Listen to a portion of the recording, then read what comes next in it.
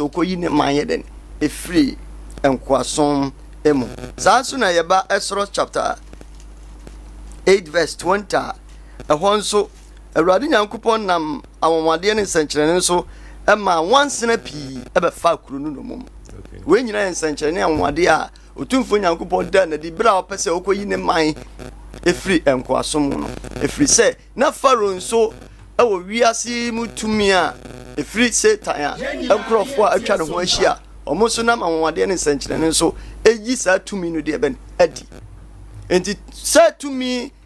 ni nyina ya ade na awurade nyankopon pese faro hu se oyo nyankopon tumfo a asase otie de Mose mu kano no man man yeden efri kuro no mu onyankopon ye sa awomade nyina de kire faro sade e beya anka obema ne man yeden akona nso ni nyina mu no faro prim na akoma go si se okum Misrim amakan nyina afei Bible say Faru eka kire Israel for say Sompa FM na wo kono kura no ekwan mu bra oman no koto pokoko no onyankopon ye nwade na ebi ensida opai epumu ema nipa yeden FM enti ye na awurade Yesu Kristo apamfoforo mu no emre no nti ye na awurade Yesu Kristo ba ye no obeda onyankopon tumi no de ben adi a kire oman ani wiase nyina se ofiri awurade nkyɛn na ayeden aba enti oyi tumi a efiri awurade nkyɛn nyankopon nkyɛn na di ama wiase nyina hunu se awonwade a Kristo Yesu ye die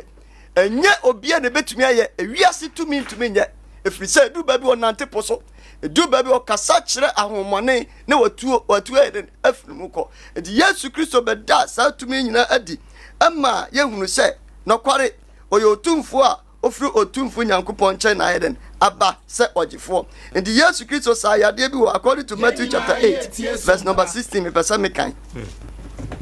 enti diema awurade da na di na ya nsankyerene awade a ode na di ama wiase ehu se ono nso oyo otumfo nyankopon a ote ase a esese nipa de won ho yeden atwere no o se Matthew chapter 8 verse number 16 Matthew 8 verse number 16 mama mafi akonopa ko wan ko bakin kama verse 16 okay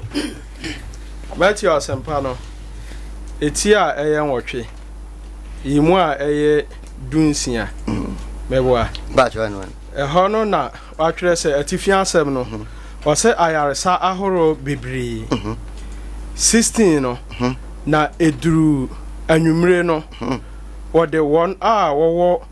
ahonhomone bebre no na ode nasem to 90.7 FM na ode nasem to ahonhomone no na osa won a woyare nyina yade mento aso ba jo kan 17 trust 17 na odifo Yesia na de odifo Isaiah okay na Isaiah okay kan no aba mu say ono na ofa yen ahomre ono na ofa yen ahomre na osoa yen nyarewa niema na Yesu Kristo eye ni nyina edi adanse ma wiase ehunu se otumi na se oda sa tumi nadi ema wiase ehunu se ono nso oyo nyankopon enti sa niema nyina esi ma ehunu se awade ani tumi de yeden ewo ho na yehwe 1 Kings chapter 17 verse number 17 down also yetumi hunu se ensankyerane nso eda onyankopon ni tumi anase nasem eyi nasem nadi ema wiase nipa hu se otumfo nyankopon yeden ekasa anase otumfo nyankopon yeden ewo ho ensankyerane ne anwomade ansi wo nipa abrabo mu a ema ye hu onyame a wafre ye okay efi se wiase tumi operate na se wiase tumi operate a tumi ben na be counter ana afenso ensankyerane anwomade no se onyankopon betim di adum obi a gise nipa no ade ne ho bo afore it takes a sacrifice na obi atumi agina aye ensankyerane anwomade okay mate ye na fasi na enti ye quotation me pese kenkan na medicine na ye ko ye wo ba me nchen se wo be ma wakai me bɔne na wakum me ba na ɔka kyerɛ no sɛ fa wo ba no brɛ me na ɔgyee no firi ne kukum adi no kɔɔ abansoro pia a ɔte mu no mu na ɔde no kɔtoo ne mpa so na ɔteɛ mu frɛ Awurade sɛ Awurade me Nyankopɔn ɔbaa kunofoɔ yi nso a mabɛsua ne nkyɛn yi wode mmusuo reba ne so sɛ worebɛkum ne ba yi na ɔtere ne mu butuu abɔfra no so mprɛnsa na ɔteɛ mu frɛ Awurade sɛ Awurade me Nyankopɔn ma abɔfra yi kra nsane mmra ne mu na Awurade tie Iria ne na abɔfra no kra sane ba ne mu na onya nkwa enti otumfo Nyankopɔn ayɛ nsɛnkyerɛnne a wɔmade Nyankopɔn wodi n'akyi a asɛ sɛ uprovu kyerɛ wiase sɛ nɔkware deɛ wodi n'akyi no ɔwɔ tumi yɛ mate medanse ma menkɔ ɔsampakani ho ɔsampakani kusi deɛ yɛbisa no miracles anaa wɔdeɛ nsɛnkyerɛnne ɛda so wɔ hɔ ɛte ase okay meda wase sɛ ɛberɛ nso ɔma makwanya sɛ yɛmfa deɛ yɛnim Onyankopɔn asɛm no mu ɛmma adasa nkyɛn sɛ wobisa sɛ miracles ɛwɔ hɔ anaasɛ ɛda so ɛte ase a mpɛ sɛ ɛtiefoɔ hyɛ adeɛ bi nso wɔ ha yɛwɔ nsonsonoyɛ ɛda sɛ obi ka sɛ Onyankopɔn wɔ tumi ɛntam ɛne sɛ obi sɛ Onyankopɔn ma ne tumi a ɔno tumi yɛ anwadeɛ ɛne nsɛnkyerɛnne okay so Church of Christ in the biaji tum say Onyankopɔn etumi ade nyinaa ye ɛno so na sɛ mpo yɛkɔ church a yɛwɔ ahiadeɛ bi a yɛde kɔ Nyankopɔn anim ɛwɔ gyidie kwan so na de ayɛ kan sɛ enne ya me ne wo kasa yi deɛ sɛ obi tena hɔ ka kyerɛ wo sɛ Onyankopɔn ama na adom akyɛdeɛ ɔhon kronkron bi na hon kronkron akyɛdeɛ no ma no tumi yɛ anwadeɛ ne nsɛnkyerɛnne a ɛna yɛgyina ba bɛka anuanom sɛ saa asɛm na nipa no ɛka no no kwasim bi anim na yɛwɔ de enti a yɛka saa ohwɛ Bible no mu a na korɛ sɛ de yɛwɔ nuan na wɔka no nsɛnkyerɛnne reason no ɛyɛ sɛ asɛm na Yesu Kristo ɛde ma na somafoɔ no sɛ ɔmo kɔ abɔnten sɛ ɔmo kɔ preach a ɛnam sɛ afei na Kristo som ahyɛ aseɛ nti no ɛdeɛ bɛn na ɔmo bɛyɛ a ɛbɛdi adanseɛ sɛ nsɛm na ɔmo wɔka no ɛfiri Onyankopɔn etina ɛwɔ sɛ ɔde tumi bi ɛma n'asomafoɔ no na wɔ Bible adusiam no bɛhunu sɛ asomafoɔ no ɛbɛnya saa tumi na ɔmo nso ɛyɛ anwadeɛ ne nsɛnkyerɛnneɛ so wɔ Bible kwan so no Church of Christ okay very good medase so deɛ di kan no mɛsɛ no onua kan ma me ɛwɔ Bible no mu no bɛhunu sɛ atagye mfua wɔ na mso na bɛka Bible wi a to so ama no koi bɛhunu sɛ Yesu Kristo ɛde n'ahyɛdeɛ ɛhyɛ asomafoɔ no ɛnsa ɛwɔ Mark chapter 16 ohwɛ verse 15 ɛkɔ na Yesu soma asomafoɔ no ka kyerɛ wɔn sɛ ɔnkan na oh ɔde me paraphrase no right ɔde wɔn ma bi wa mama kan ma me Yesu ka kyerɛ asomafoɔ no sɛ ɔmo nkɔ wiase nyinaa nkɔ ka asɛmpa no ɛnkyerɛ abɔdeɛ nyinaa deɛ bɛgye adie na ɔbɔ n'asu no ɔbɛgye no ɛnkwa na deɛ anyɛ nie no ɔbɛbu no fɔ Mark 16 verse 20 na on die ofri hɔ kɔka asɛma Mark chapter 16 verse 20 na on die ofri hɔ kɔka asɛm ma nyinaa na Awurade ne wɔn yɛ adwuma ma nsɛnkyerɛnne a eka ho no so hyɛ asɛm no den enti o have verse 17 na bana Yesu Kristo ka kyerɛ wɔn sɛ sɛ ɔmo kɔ a ensɛnkyerɛnne bɛdi wɔn akyi ɔmo bɛyɛ wɔn ade nsɛnkyerɛnne sɛ deɛ na onua no ka no ɔmo bɛsa yadeɛ so wɔ Bible kwan so no obi yɛ de tumi sɛ asomafoɔ no na ɔmo saa tumi na ɔmo de sa yadeɛ nti na verse 20 na kyerɛ yɛn sɛ and they went out and preached everywhere and the Lord working with them and confirming the word through the accompanying signs. Onyankopon a ɔne wɔn ɛnam a ɔyɛ adwuma no ɔde nsɛnkyerɛnne no edi asɛm no ho den adanseɛ because at that time no na yɛni apanhofoɔ no wɔ hɔ a yɛkɔ a yɛkenkan yo Kristosom hyɛ aseɛ no na apam dada no ɛna na ɛwɔ hɔ na mmom Bible no kyerɛ yɛn sɛ Kristofoɔ yɛ apanhofoɔ ho asomfoɔ ne sɛnti no na ɔmo gu so a Onyankopɔn ɛɛda na hu ntasɛm de yɛ den ɛkyerɛ ɔmo so ɔba wɔn nkyɛn a asɛm na ɔka no oni evidence biara sɛ an efiri Nyankopɔn so onyankopon ne awade ne nsankyerɛ no ka ho di asɛmpa ne ho adanseɛ sɛ de yɛbɛyɛ a enipa bɛgye asɛmpa na yɛ den ɛdi afei otoa so na akɔ Acts chapter 4 verse number 29 to 31 so a ɛhɔ nso edi adanseɛ sɛ asomafoɔ no ɛyɛ awadeɛ ne nsɛnkyerɛne Acts chapter 4 verse 29 to 31 Acts chapter 4 verse 29 to 31 29 no na afei die Awurade hwɛ wɔn at Awurade hwɛ wɔn ateatea na Awurade hwɛ wɔn ateatea na ma wɔn nko ma wɔn nko mfa akokoduro nyinaa nka wasɛm enti ehei asomafoɔ no hyɛaseɛ ɛka Nyankopɔn asɛm no na Jewfoɔ no mo adwen sɛ ensɛm na ɔmo ka no ɛne Jew som no ɛbɔ abura so ɔmo hyɛase de ahunahuna asomafoɔ no nti Peter mo a na ɔmo atwe ɔmo to prison sɛ mo hwɛ na mo Yesu Kristo din wɔ ha bio ɛna Kristofoɔ no kye Nyankopɔn sɛ da bi ɛma de ahunahuna ɔmo hunu Kristo ɛne sɛ asomafoɔ no ɛmo wɔ hu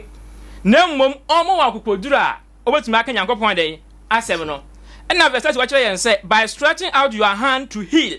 and that signs and wonders may be done through the name of your holy servant Jesus ma ɔmo ntumi nyɛ awadeɛ ne nsɛnkyerɛne nso ɛwɔ wo Nyankopɔn wakoa Yesu Kristo edin mu na mpanyampa oba verse 31 na ɔsɛ and when they had prayed the place where they were assembled together was shaken and they were all filled with the Holy Spirit and they spoke the word of God with boldness so reason ti akisosom hyɛaseɛ no onyankopɔn ma asomafoɔ no de kanfo edi kan no ɛyɛ awade nsankyerɛ no yɛ sɛ asɛm na ɔmo ka no ɔmo bɛdi ho den adanseɛ because obi ba na so preach kyerɛw na wo ya na so tumi saw yade a edi adanseɛ sɛ saa tumi na wɔde yɛ adwuma no ane ɛyɛ supernatural ɛyɛ tumi a ɛboro natural law so sɛ Nyankopɔn bɔ wiase no sɛ de yɛ nim adeɛ biara no sɛnsia yɛ wɔ hɔ yi obi ya nante kɔ nanim anan sa na ɛteɛ sɛ wo hwɛ obi na sɛ wo sɛ wɔnante kɔ n'akyi a abɛyɛ Newton so abɛyɛ something supernatural ɛne natural law no yɛ den ɛnkɔ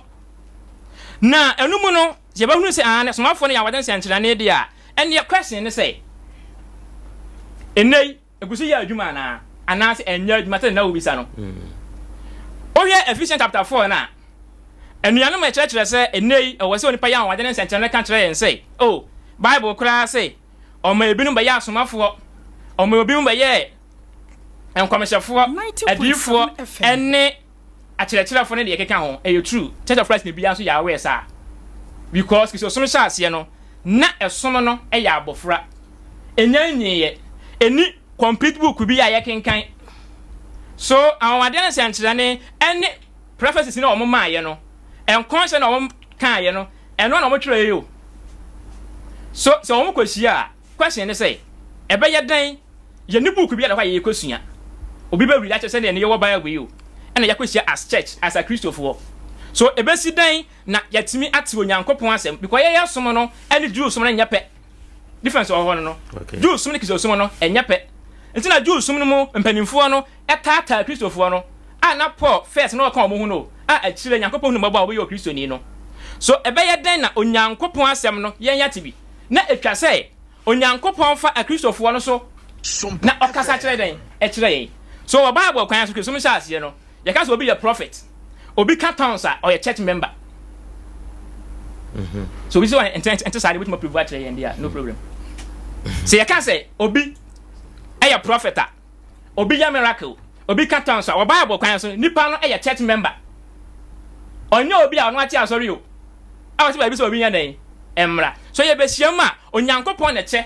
wama papa yi ayɛ obi a wotimi hyɛ nkɔm ti asɛm no ba na waka ayɛ den akyerɛ yɛn weatumi ka tons no ɛyɛ sɛ kasa a wo wiase ɛnyɛ kasa yɛnte aseɛ na kasa na ɔbɛka no etwa sɛ nipa te aseɛ na nipa timi kyerɛ aseɛ te na ebi nso wɔ saa kyɛdeɛ na woka sɛ yɛ dagomba na wɔka menye dagomba ni but mitimi kyerɛ dagomba kasa na ase ɛmɛ nipa yɛ den we have so na wokasa fo ɔdɔn kyerɛ yɛn sɛ so nipa wotimi ka tons yɛ wo wiase nyina na oni ɔdɔ a ɛfa so obi yɛ ni so but verse 4 no wɔ sɛ den ɔdɔ wɔ abɔdwokyɛre ɔkyerɛ the way love ye den etie nso so odo e wa abojo chere ne yamye odo enye ahoya she also that love does not envy, love does not parade itself nti abobo so a chere no ma hodo a odo esu entie. But verse 8 odo tu ntwada and I was say yeah Christopher yantia say yatia say so yesu so nya marry there love will continue to be love odo de eto anya den entwa yes entwam nkom share de obegu tie brofo no. But whether there are prophecies, they will fail. And come said the way day, ebegu. Was obi ya say sadi we so say. Eba Bible ma say as obi e odi for hye nkwam no. Bible kan say e permanent. Ebe wo san akosi wi ase awie yo. A time was coming here. So afọ po yete ase say ebe ye den. Ebegu. But they are confusing the party say be you see that you saying. Say CZ cheze em na you mean am chiro yi. Safo na chiro yi. Na you mean am chiro yi. Safo na chiro yi. Onya printing press. I have Paul yes, she do saying. Samre ne ni ho. Peter yes saying. But I try and say there was gift and knowledge. So knowledge no na ship na. There be. Nimdia ye kan Yankopon asem. So nipa na enko school bia onsua mra bia na so aka asem na entiase ye den. Ewom. So I say nimdia so be ye den. Ebesa. Na ye bre ben ya to so ntentem. Ya na ehunu ade fan. Ana Paul try and say na ye hye nkom no ade ne ba as vision. Na okase ehunu ade fan ni mean ne say. O say Paul na eyi na dwuma. Peter eyi na dwuma. Omo nyina so gi Yankopon ahyade no. The Paul can a different from the Peter can. Yes, I am no be different no. But e be Yankopon de emra ama Paul e be a efa enyom to ho a. Peter enam Jerusalem no e be ono e kasa fan pai bon. So enti am letter na o de koma church wi a o se mu wi a mo fa nkwa ha. So be ye nyanum nyina be nya enso na mo nyina kan ye den atie. Ti o se no ye kan asem no fa ne den fa. Ko kiso sma hyase still la Onyankopon reveal na di sem ne kire den ne nkrofo no na into aso ha o se na ye be hye nkom fa ne fa 10 na sadia ewie peye no na sadia ewie peye no nya ba eno na obegu de eye fa ne fa no yenti ha you o se no ye hye nkom fa ne fa kwa den enye complete still la no oguso ye den reveal eba FM ogusu oyin na hunta sma dia den eba there is a reason tia or say o ma ebi mba ye nkomachafo no ko onkwahia na o se Yankopon kasa kire o mo there is no written book o mo kan yo to say ne ya paso ye kan Bible no so be say Yankopon asa say obi kan Yankopon ahohom ne ba obi so na o ka de o say Yankopon ye den etie eti o say but when that which is perfect has come, then that is which is in part will be done away. So yenye simple yebi wa ha. Okay, my teacher say you no be wo ho ma eye in part. Enye complete. Na enkom say ye den. Eka ho. Tons ye den. Eka ho. Sane je eka waso no ye den. Eka ho. Ni nyina ya special gift ni bio. And Paul try and say a time is coming, a future. So prayer occurs from infancy no utreni no. Edu ba bia ujai na bra ba ye den. So nko ba ne bra. So Yankopon se Kristo suma se no. O de sanoma we nyina e kan ho tete asafo no. E ya de Kristo sum se de be ya e benya hini. Te se de ye pele nya ba cha se oyi na hu ntasem ni nyina di kira somafo no wie na o mo twira wie a there will not be any revelation again. So in the sense no oya kwa kasa agbafura. But when I became a man, I put away childish things. 90.7 FM. Me ba ye pani no. Me gu mbafra den sem no. So mbafra sem na o kan ho asem no e ye tons no. E ye de ye kan ho asem yi. Ezi you know, the I can say enei. So obi kan kira we say oyo odifo oyo Yankopon nipa. Ono ya wada ne nsenkyere a Bible say there be that which is perfect no aba. That is the complete book. The book mama no nyina ati ase sa. So in the Bible no ho yi there was nothing like some odifo.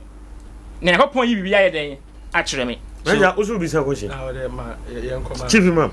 Me question kwa no. Mpacho apomu ye de. Oh, nyamena dum boko. Yere mi ase. Na mi so di Quran beba o.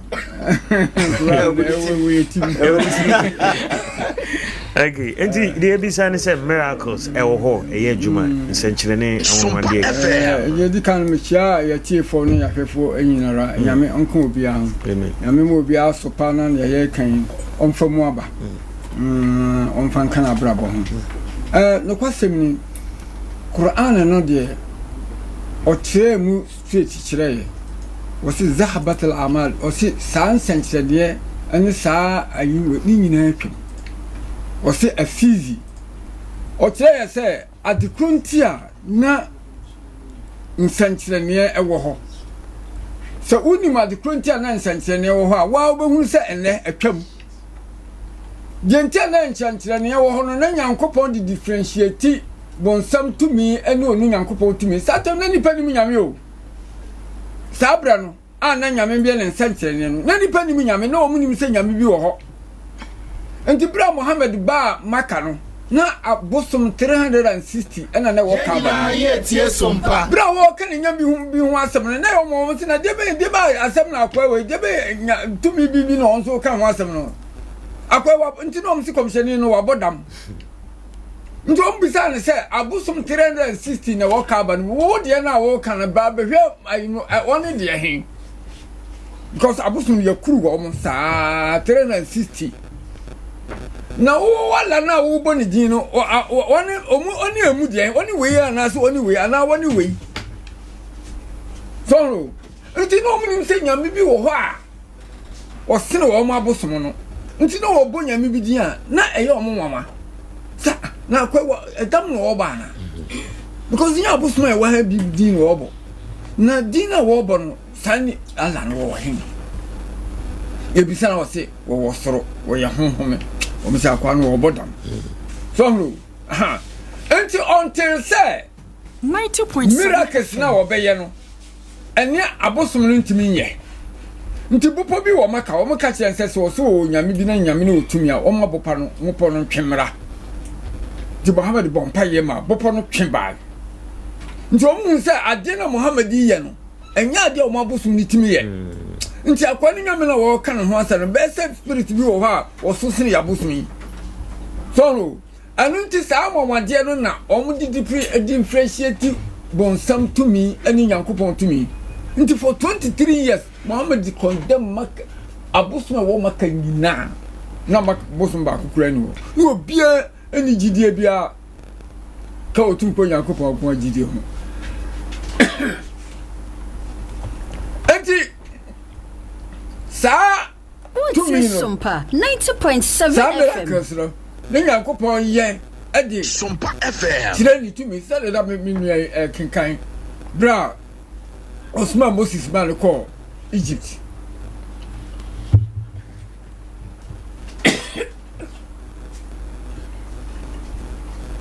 Osman Moses man ko Egypt. Sompa 90.7 FM. Na Egypt for nim se nyame bi wo ba bi o.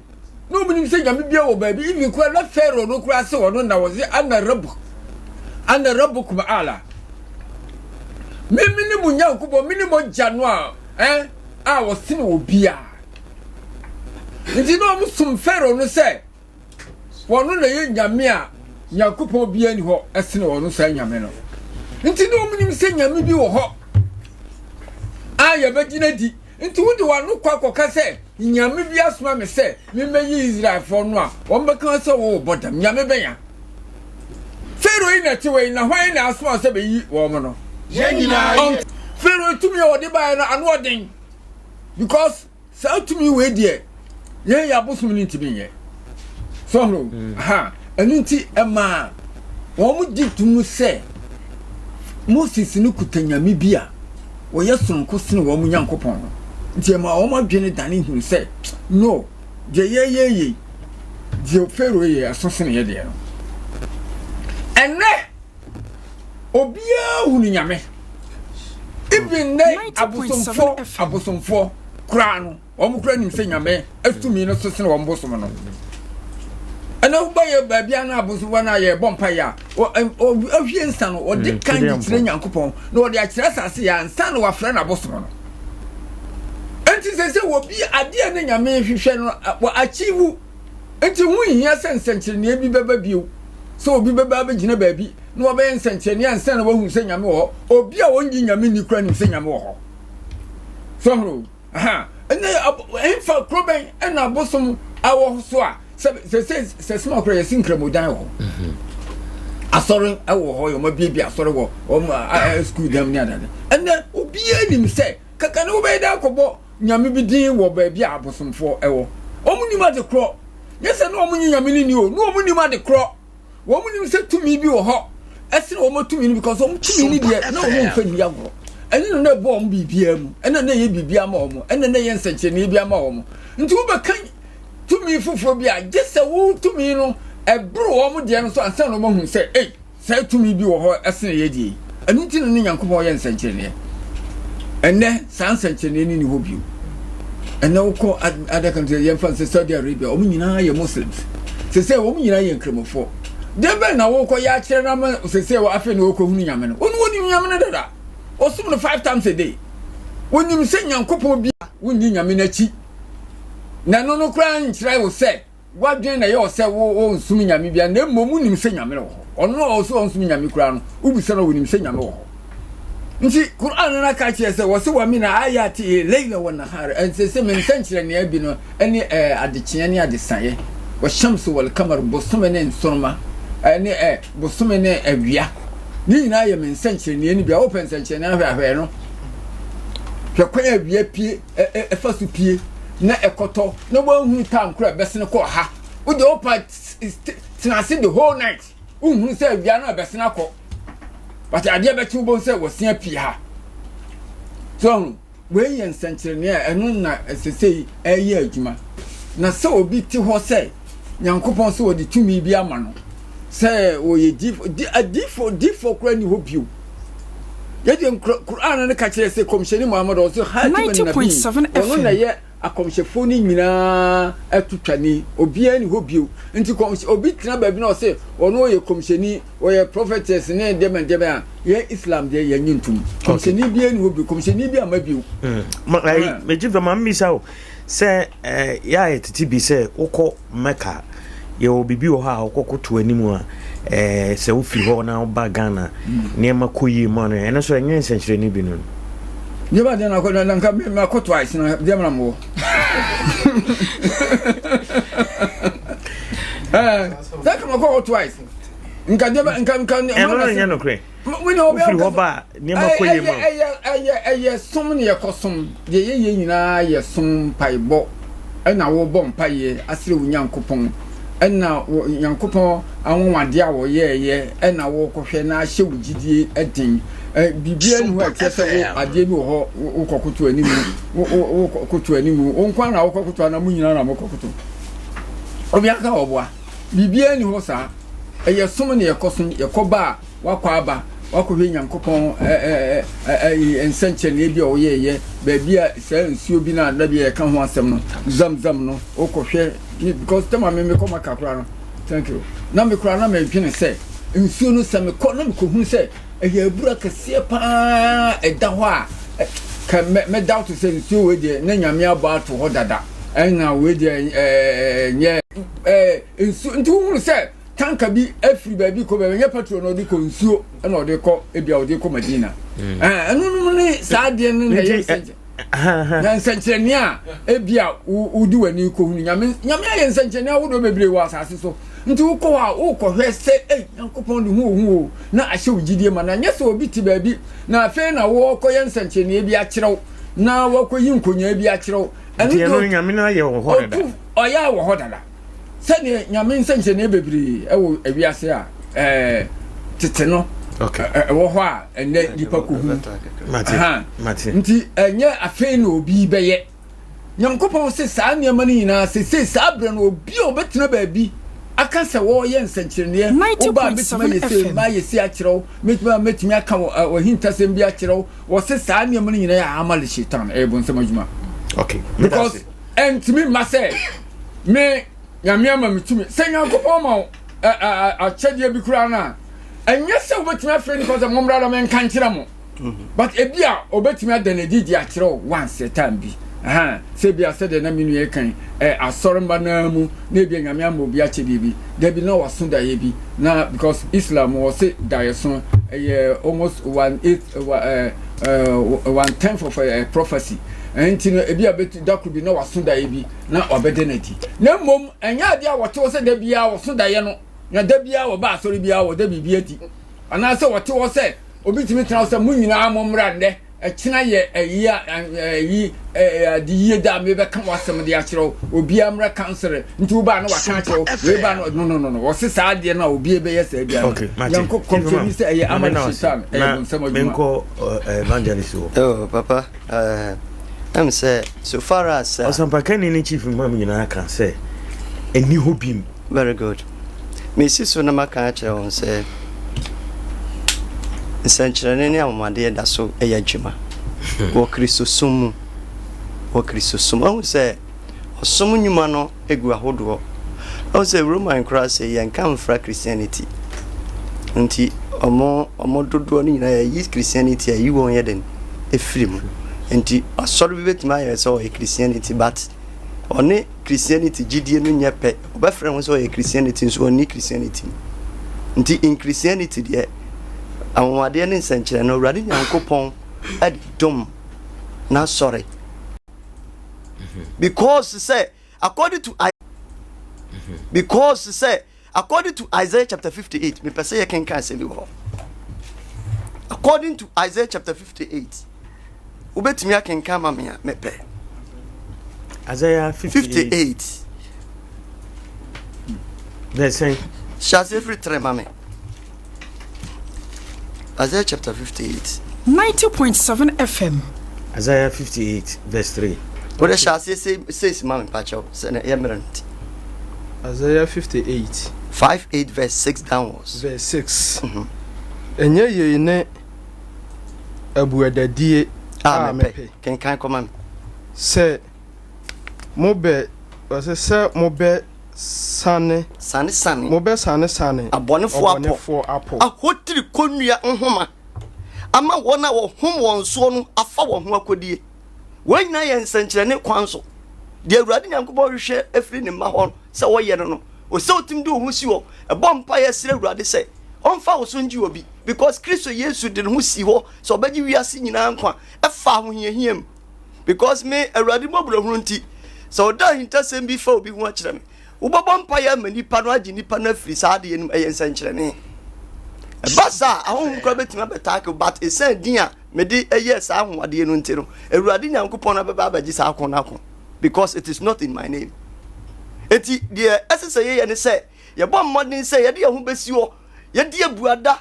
na ye bɔ mpa ya asere nyame ahoɔden Awurade Nyankopɔn di ebinum bɛyɛ afiri sɛ wadi kan tworo no wona sɛmu sɛne na ye nua no aka sɛ wɔka sɛ ne ewie pɛyɛ no ba ɛnɛ ye da so gye Bible akyinje Christianity is beyond so working kind Bible no because ezie ni betra ha obeka kire se ezie emrase matwamti ezie osum nyamehunu anti-Christosum is beyond that ubetumi abompa ya asre Awurade abisa Awurade honko Bible say na wona wode woye nipa mpo nim se wode nipa ma wo ma enti mprahina ubisa waja wo so no honkonkro a onfa mede honkonkro no so enya ba ye wo akyede ena ye wo na ba enti obi wo a obeji abanatum according to Galatians chapter 5 verse 22 obeji honkonkro abanatum se eye odo abogichere eyemye obeji onu atum but na kyede a eyen nsankyerene ade a eye adwuma wieye brewe ede manyame ma no de onhwehwe anu akiri kwan obegye se sa ye friends aba no de ayeden e wo ho obegye honkonkro aba na atom but honkonkro akyede no so eno na ye mu bebre ye afiri ho sa honkonkro akyede no de eni ho bio but said the Bible na twere honkonkro akyede yeden e wo ho said na 1 Corinthians chapter 14 verse 2 and 14 verse 3 or chire say honkonkro akyede no eguma hodo enti so far as ye gusu ye nyame adwuma yi empra na awurade bayi na kyede afiri mu se onti fa na kyede emma obi e wa asori mu na mpo obi hia birbi a awurade nyankopɔn timi afọ obi so agye no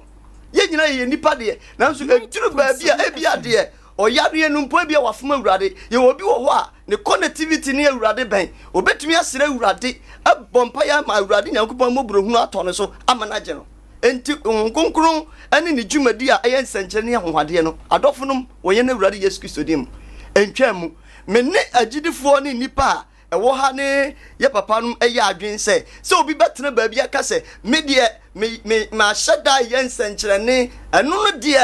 me meti he me condemn efisɛ nyɛ sa na Bible ne ka wa hyɛda ayen senkyere ne sɛ obi wɔ a ɔte ba bi na ɔse bra me nkyɛn na mɛyɛ osei upa kontuo upa ye da bi nyankopɔn onye na dwuma saa emira bi sister bi abompa ya ache ope na brochi ni kunu wa brochi na ni kunu befa no ni kunu abre to the sense ohun kwa ya befa so na yire beba ne nkyɛn di ya asɔre saa ana anaju oba anwumire sɔre ana oba anwumire sɔre ya bu ya asɔre da no so me no nkwa na kwa asɔre ana oka kyerɛ me sɛ me mompa ye ma no na kwantuo bi de nanim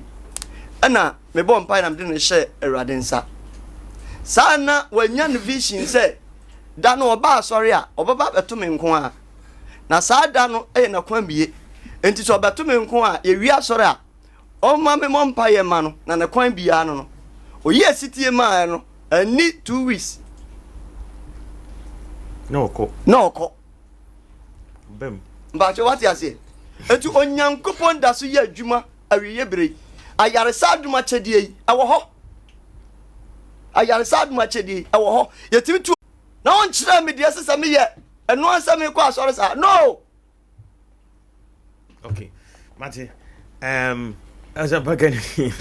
blafani adwuma ya obo sem pakani so no ma me misa no question bi sɛ bi a yetu obi aduro sɛ ne ayi kan na sɛ ɛno no adutuo no sofu bi etimi bɔ mpaye sa ne ɛno no enyansa nkyerɛ ne ana ɛno no mu kwansi me da se sɛ dia wo ka no me beti hei sie nya etin kwanza da ben na wate se yesi obi anim se wayare se dia wo kan wo ya apache na ni huna de sabio mate o ya apache na ni huna de na de so kwa adifo yesinti ya wona ne senteni asa na yare won kranya krom yede wa hunu bi da meka busia de na wo ka no eno kra wa sem bae bra no kodom me ne no kwa asore yefo no nkofo na didam no maamno won kwanta o se wanya yaresa ade ya tia na yakwa se yakwaji yehwi chala yakwa ogudam so se dia ye ka no eba nyankopon ahobamba bible natural na eni obi ya nsem bra bi bible no Ephesians 6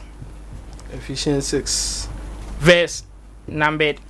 11-12 no na verse 12 no wo ya bible tesa the so kwa adifu we ade ehunahuna nipa ache nanso amubu wo the bible no kan ye no o matrix no Ephesians 6 no 5 verse 11 no tentem na verse 11 aha monhwɛ onyankopɔn akodie monhwɛ onyankopɔn akodie nyinaa na matumi agina ne ɔbɔnsam enne de adiesie enti de di kan na kyerɛ yɛn sɛ yɛn hyɛ akodie bi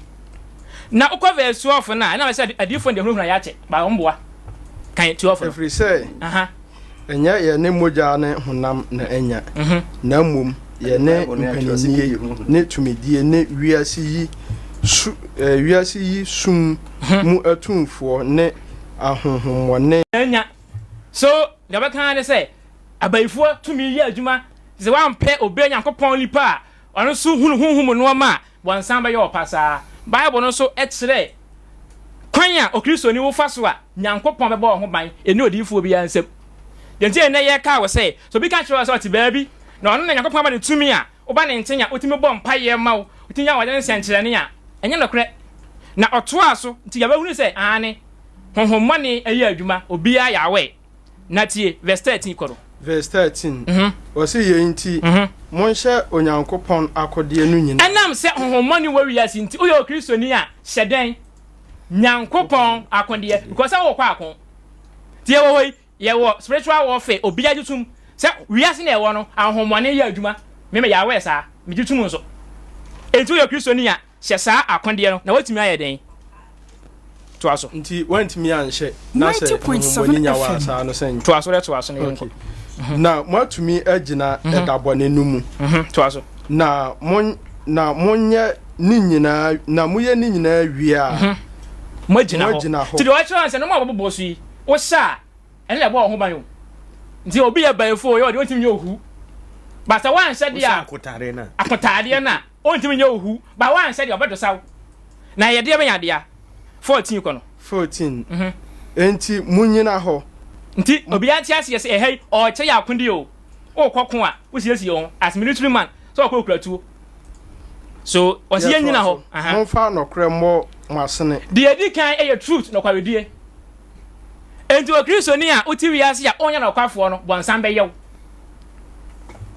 ba an se wi wan ka ko odibufu bi ho ba we o me try kan try say ye ne honane moja en say ye ne honmani na anya nti o Kristo ni a hye nokre wati bi da wa de wa kan le say sa de nti po obi a o spiritual person nyesa ne o muka ba wa se hye nokre nti me a set of Christ ni no se me di nokre me nsuro bayifo santo aso mame. Okay, yeah, so verse 14 ho na mon sha tenene atade enti eba breastplate na nti wa se de kan wasem se fa na kora ye den bo na fa nante wo buse no fa tenene ye den etale ho so wa bra bo kanto o Kristo ni wa bra bo kanto Nyankopon ahobambo ti so o Kristo ni achiri no munkura Gyedie chem a mode betumi adum obonefo no ni nyina achi no o Kristo ni kura Gyedie chem se nim shield obitu ye pia na ye ba se de shield na leje e faith awurade me no nante so me de me wure na ye den ahye mu family de ya wo pe wo akasa bo me ho ban o wo saa Gyedie na wo se obonefo ro to be ma na enye den enkan stara yanti odifo bi asen wa ho santo aso 17 na monfa nkwaje dade che ne honhom nkrante a ene Onyankopon asem asena kan Nyankopon din da tia hayo complete bible ya o Kristo ni papa bi ya na Onyankopon nantiye na ode ensem ya waka ni nyina no eya adwuma no bible no say Onyankopon beba ho ban na enu achimpo na mpa bible santo aso ba kire 18 na monfa mpaibo ne nkotosere nyina mo mpaye da honhom na eno na se na eno ara inti monwen na monto aso ara nsre ma ahotefo nyina enti mabosa bla we nyina wie no o se mensanye den emmom mpaye tieniye hwan ne mmom mpaye no Kristo ni wo bompaye but ye ya mara be ye se ase tumi ne wo bi wo nti obi tumi firi ya ekwa wagadugu ade ya wo kompaye wo okoye den Onyankopon a kire yen na ho bambo timi wo hai se me yo Kristo ni a we na ye me ye yo ensem a me di ya adwuma ti se o Kristo ni o makwan be da ho wa brofo Nyankopon asem ni nya adwuma de ya bonsan ho tumi se wo ye den obaye ba Onyankopon nante a enye na abo ho ban yo Nyankopon na abo ho ban to wa se we ya boss no wa kire yen se empaibo but odifo bi asem ye den anyway no nya wo nya no kre ya akonche no akonche ne shawdene ma hu wasi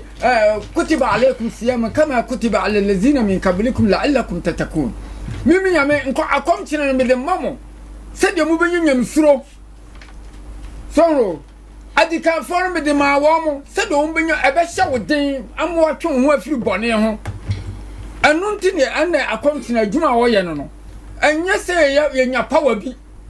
we are come to the when your power be no be about and what the form the la mean I am amal shaitan Quran say I am amal shaitan I am ni Quran na me statement ni ye wo se saade no obi o so obenya saade ni bia no obi o so obenya saade ni bia no Nyankopon say I am amal shaitan faitani bo wo se say ni parliament mo mfiri no come Quran say so uko obi nchen obi a uko obi nchen no kan hintasem bi kirew say bema ebia mahun say bi anya no kan hinta bi sem wo se sawu Gyedie wo se so wan ye ani asem no kan no kra wan ye ani a wo se 40 days ni Nyankopon ye wo mpaibo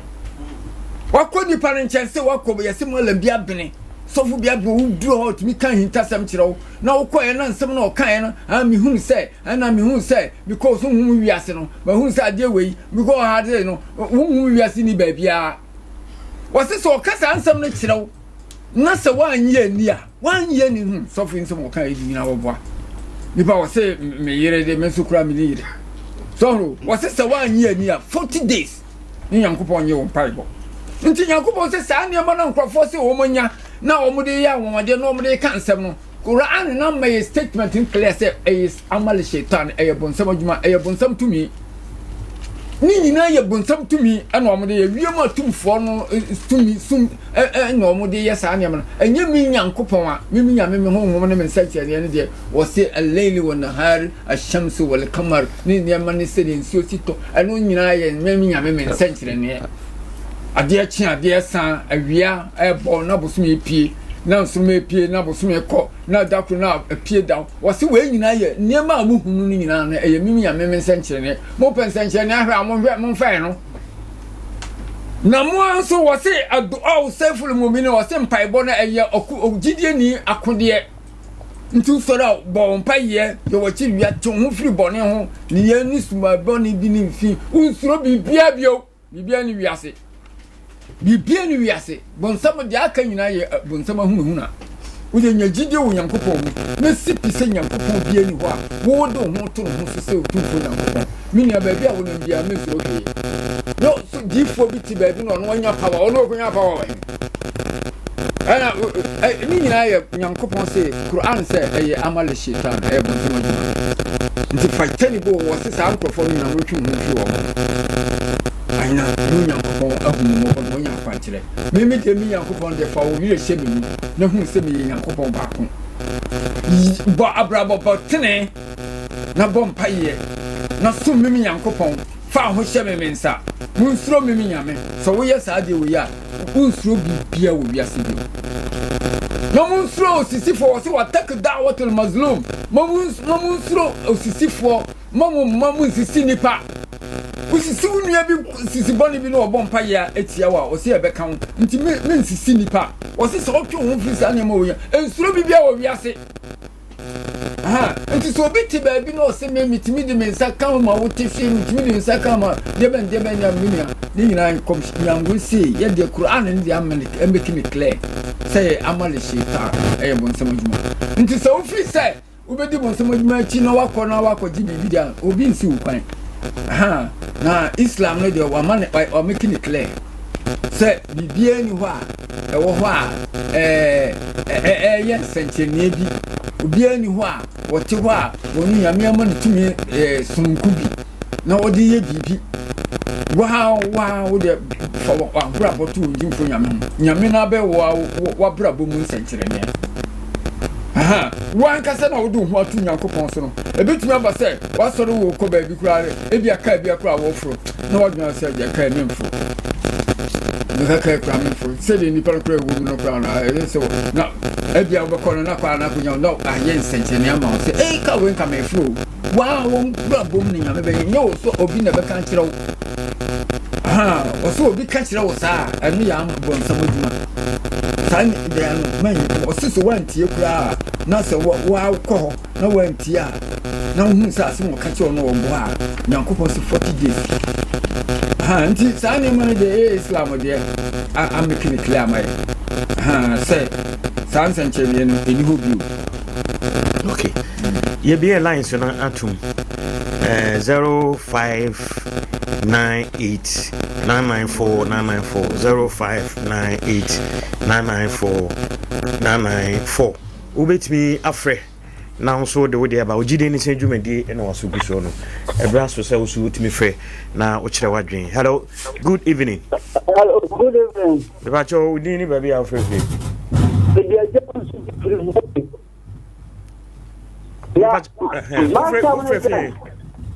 yeah, before Ankasa, you were how far when Yamsum. Mostly, no, so I have assuming your men so and then future. Where would you say, where so I have assuming your men so and then future? Where would you say, where going, and then where to say, Well, Kwan said, I just want the assumed and to sweat to do my mama and now, moving to you feel an amount of this is say a better. Some pay Yaka, a dear for them for the young or when you got to come at all. And here before how papa. Software more to make it. Okay. And someone. Yo, Mati, yeah, that's it. Hello. And someone. Yo, Mati, yeah, that's it. Hello, good evening. Hello. Good evening. Good evening, baby. Okay, mine too. All right. Yes, I don't want to radio na ben wono twe ho free home. Okay. All right. My friend, they are so popular. Omo yama omo nyansa no o say nin kranka. O say enti. Ajuma mo ajuma. Mejo so. Me Japanese for no mo di no on the brain. Ajuma ne tin say metro Gyedie mi say se ne obi kase Bible no na 1 Corinthians chapter 13 no ka ho Paul ka ho asentenia ebi say ne ba in Bible no na ye ta perfect na Paul kana ne nya agene ko Bible no e wo me say Nyankopɔn asem ye but it say any kind of compile it is not perfect ne me use apocrypha na Hebrew English version and there are so many things that what the Bible you must read that book in the Bible. And there are even other chapters that what that book in the Bible, any other English version Bible. So the Bible now you need to know whether you know the new revised version now you know and perfect. But who is perfect? Nyankopɔn asɛm a meyɛ ho no ɛyɛ Yesu Kristo. Enti so we cut the Bible then I perfect nti ɔno na abanti ama adoma kyɛdeɛ bi asɛm a it is not true. And it's a hɔ de millimeter na nyaagye. Na ansa na ɛsom bɛba yɛyɛ mɛyi mu no. Na yɛ nana no mɛne nana amagye yi. Na wɔnim sɛ yɛfrɛ Nyankopɔn Nyame Kwame Nyankopɔn twɛdi afɔ Kwame. Ɛno ara na yɛafrɛ no Bible mu. Nti sɛ no kɔyɛ nana no nyɛ sɛ Nyame na ɔmo tɔn no a enka ni din na ewo Bible mu kro bia nko afa kwa bi so amenya wie